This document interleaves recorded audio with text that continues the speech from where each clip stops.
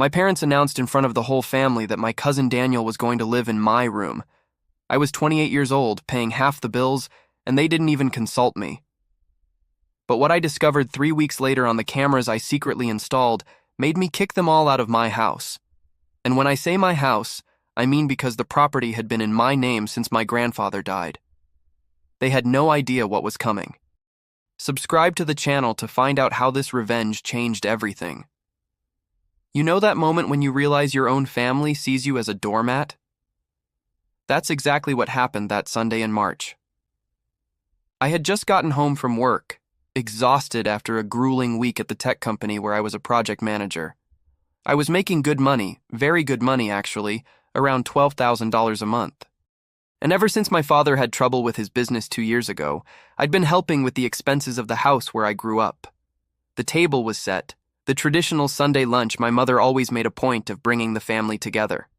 My parents, my younger sister Sophia, my aunt and uncle, and my cousin Daniel. He was 25 and had always been the family favorite.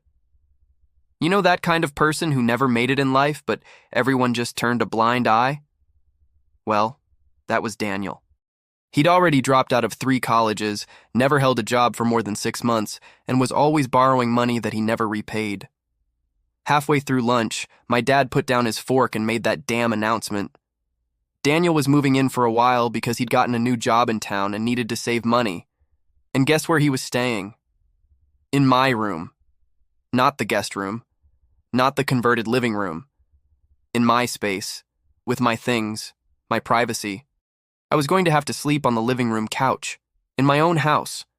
I looked around the table, hoping someone would realize the absurdity of the situation. But all I saw were smiles and nods of approval. My mother was already saying how hardworking Daniel was and how he deserved a chance. My uncle was thanking me for the family's generosity. And Daniel, that bastard, was just there, smiling like he'd won the lottery, showing not a hint of gratitude or embarrassment. But before I continue telling my story and how it all happened, tell me in the comments where you're watching from. I'd love to hear where you're from. In the early days, I tried to be understanding. After all, family is family, right? Wrong. Completely wrong. Daniel turned my room into a pigsty in less than a week. Clothes strewn about, rotten food under the bed, my books thrown on the floor. When I complained, my mother said I was being dramatic and that it was just an adjustment phase. But what really put me on edge was a conversation I overheard in the kitchen. It was late at night. I'd just returned from a work meeting, and they hadn't noticed me. My mom, dad, and Daniel were talking in low voices. I heard my dad saying something about, "When the house is ours for good," and Daniel laughing, talking about finally getting what he deserves.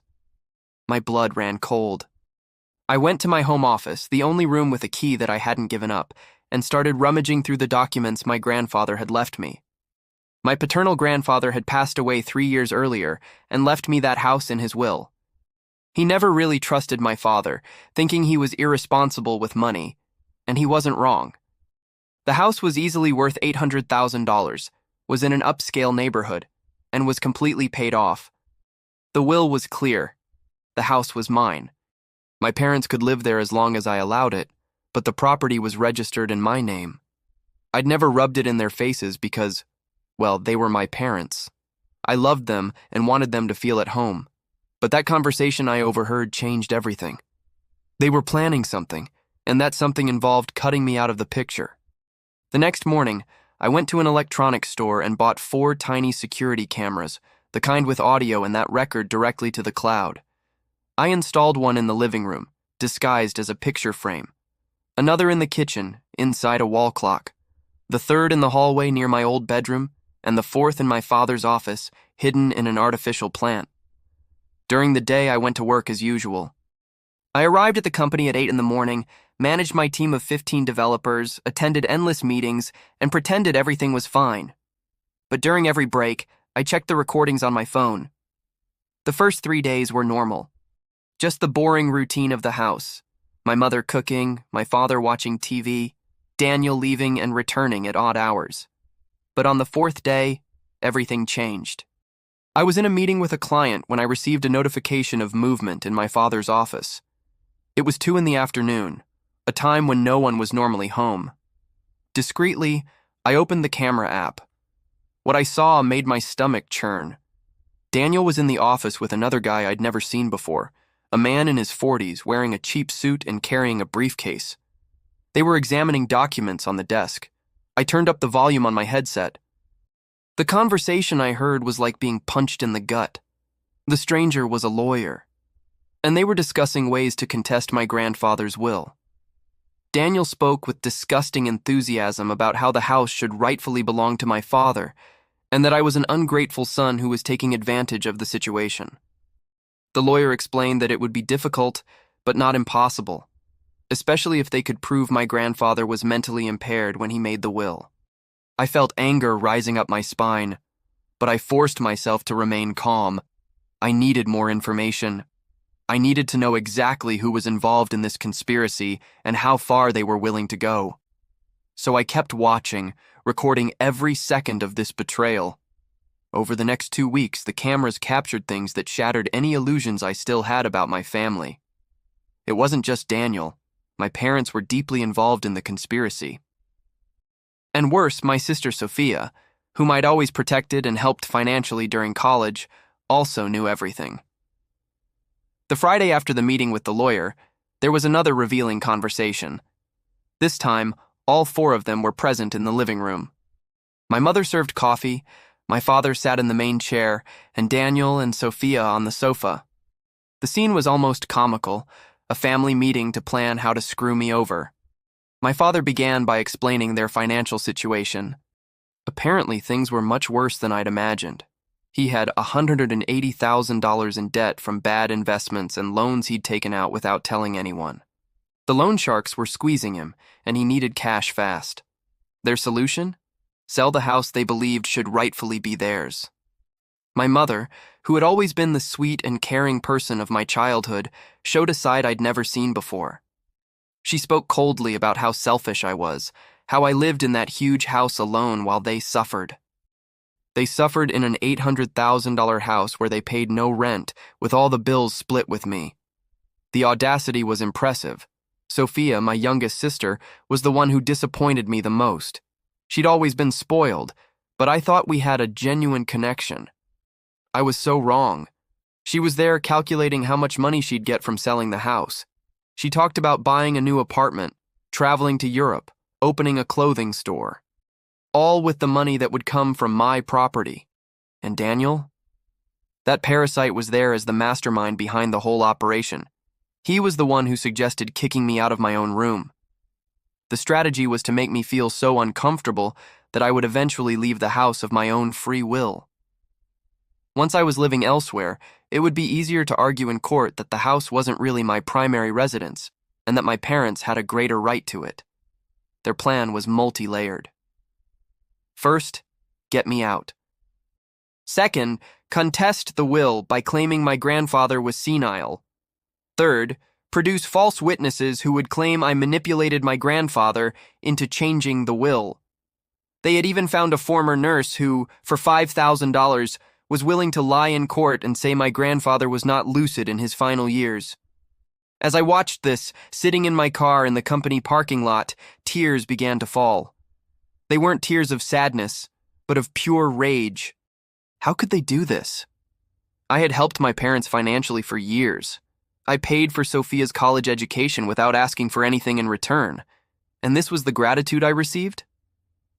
But along with the anger came clarity. They had completely underestimated me. They thought I was a naive idiot who would never suspect anything, but I had evidence of everything. Hours and hours of recordings showing the conspiracy in detail, and most importantly, I had resources they couldn't even imagine. Besides the house, my grandfather had left me an investment fund worth about $1.2 million. I had never told anyone about this money, saving it as an emergency fund and for the future. Well, now the time had come to use these resources, not to defend myself in court against their lies, but to exact revenge they would never forget. That night, I made my first move. I called the best law firm in town, the one that handled the interests of the local wealthy. I scheduled an emergency meeting for the next day. I arrived with my laptop full of recordings, all the house documents, and a thirst for justice they'd never seen before. The lawyer who saw me was named Dr. Henrique Sampaio. He was in his 50s, with graying hair, an impeccable suit, and a reputation for never losing a case. His fees were absurd, $800 an hour, but I didn't care about money at that moment. I wanted results. I showed him all the recordings. Dr. Sampaio watched silently, making occasional notes on a leather notebook. When we finished, he took off his glasses, calmly cleaned the lenses, and looked at me with a smile like that of a predator who'd just found easy prey. His analysis was direct and brutal. My family had committed numerous crimes: conspiracy to commit fraud, attempted witness tampering, and ideological falsification by planning to create false documents about my grandfather's mental health. With the recordings alone, he could not only defend my property, but also criminally prosecute everyone involved. But Dr. Sampaio made me an even better proposal. Instead of going straight to a legal confrontation, he suggested a more elaborate plan. We would let them advance the conspiracy to the point of no return, documenting every step. The further they went, the more evidence we would have, and the more devastating their downfall would be. The plan was simple, but ingenious. I would continue to act as if I knew nothing. I would let Daniel continue living in my room, accept the daily humiliations, and pretend to be the obedient, dumb son they thought I was. Meanwhile, Dr. Sampaio and his team would be preparing a lawsuit not only to keep my property, but to completely turn the tables. During this period, he instructed me to do a few specific things. First, document every penny I spent on the house, every bill for electricity, water, internet, groceries, everything. This would prove that I was solely financially responsible for the property's upkeep. Second, obtain testimonies from neighbors and family friends about my grandfather's mental state before he died. Fortunately, my grandfather was lucid until his last day, and several people could attest to that. Third, and most importantly, Dr. Sampaio hired a private investigator to follow Daniel and find out exactly what he was doing. That new job, that was the excuse for him to move there? A lie. Daniel had been unemployed for months and was living off odd jobs and small-time scams. The investigator discovered that he owed money to several people, had a history of embezzlement, and had already been arrested twice for fraud. This information was pure gold. It proved that Daniel wasn't just a cousin in need of help, but a criminal who had infiltrated my home as part of a larger plan, and my parents, instead of protecting me, were siding with him. The betrayal hurt, but it also gave me a strength I'd never felt before. Meanwhile, I started doing something they never expected. I started looking for an apartment to rent. I left some real estate flyers scattered around my home office, where I knew they'd browse. I casually mentioned at dinner that I was thinking about living alone, that maybe it would be better for everyone. I saw their eyes light up with barely concealed satisfaction. My father even offered to help me find a good place. My mother said she understood my need for independence. Sophia said it would be nice to have my own space. And Daniel? That creep had the audacity to say he respected my decision and that it had been a pleasure sharing the space with me. Every word was like poison coated in honey, but I smiled and thanked them for their support. I said I was looking at a few places and would make a decision soon. What they didn't know was that I wasn't looking for any apartment. Every visit to the real estate agents was actually a meeting with Dr. Sampaio to fine-tune our plan. 2 weeks after the first meeting with the lawyer, things started to accelerate on their side as well. The sleazy lawyer Daniel had hired officially filed a contested will. The document was a legal joke, full of empty claims and weak arguments, but it was there, formalizing the war they had started. When I received the court notice at home, I feigned surprise and indignation. My father came to me with a look of false concern, saying it was absurd and that he would never support something like that. He lied blatantly, looking me in the eye after weeks of secret meetings with Daniel planning exactly that. I agreed to hire a lawyer my father recommended. He was a friend of his, naturally, someone who would be on their side and deliberately give me bad advice. I went to this lawyer's office, a Dr. Mauricio, who worked in a small, dimly lit room in an old building downtown. He barely glanced at the will documents, saying my case was weak and that I should probably settle with my family. Of course, I agreed to everything. I said I trusted him, and would do whatever he recommended. I signed a limited power of attorney, just for that specific case, and left looking defeated. It was exactly the reaction they wanted. That night at dinner, my father asked how the meeting with Dr. Mauricio had gone. I replied that he thought it best if we negotiated a settlement, dividing the value of the house in a way that was fair to everyone. The barely contained joy on their faces was nauseating. My mother immediately began talking about how this would be better for the family, that legal battles only cause suffering. Sophia was already planning how the money would be divided. And Daniel, sitting at the head of the table as if he owned the place, toasted with wine I'd bought, celebrating the victory they thought was already theirs. But behind the scenes, Dr. Sampaio was moving pieces on a board they didn't even know existed. He entered the case as my real lawyer, presenting a devastating defense. First, he attached all the recordings as evidence. Second, he presented medical reports proving that my grandfather was completely lucid until his death. Third, he presented Daniel's criminal history and my father's debts. But the masterstroke came when he presented something I didn't even know was possible. Dr. Sampaio obtained a search and seizure warrant to investigate document fraud. Based on recordings of them discussing falsifying evidence about my grandfather's mental state, a judge authorized the police to search the house and seize all computers and documents related to the case. The operation took place on a Tuesday morning. I was at work, obviously, but the cameras captured everything. 6 police officers arrived with the warrant. My father tried to argue, my mother started crying, Daniel turned pale, and Sophia panicked. They took 3 computers, dozens of documents, and even Daniel's cell phone. I called home feigning concern when my father called me in despair. He said the police had raided the house, that it was all a misunderstanding, and that I needed to do something. I promised I'd talk to my lawyer, the fake Dr. Mauricio, and try to resolve the matter. But in reality, I called Dr. Sampaio, and we celebrated this small victory. Forensic analysis of the equipment revealed things even worse than we imagined. Daniel had email exchanges with the nurse who agreed to give false testimony. There were chats on messaging apps discussing how to forge medical documents.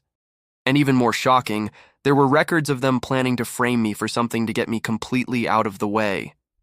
The plan was to plant drugs in my car and file an anonymous tip. With a drug possession arrest, my credibility would be destroyed, and it would be easier to argue that I had manipulated my grandfather. It was an elaborate criminal plan that could have completely destroyed my life.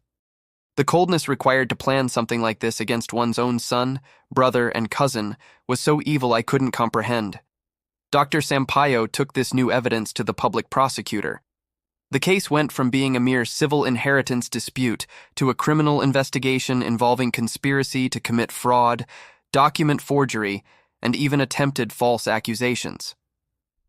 The prosecutor, a serious man who took white-collar crime very seriously, opened an official inquiry.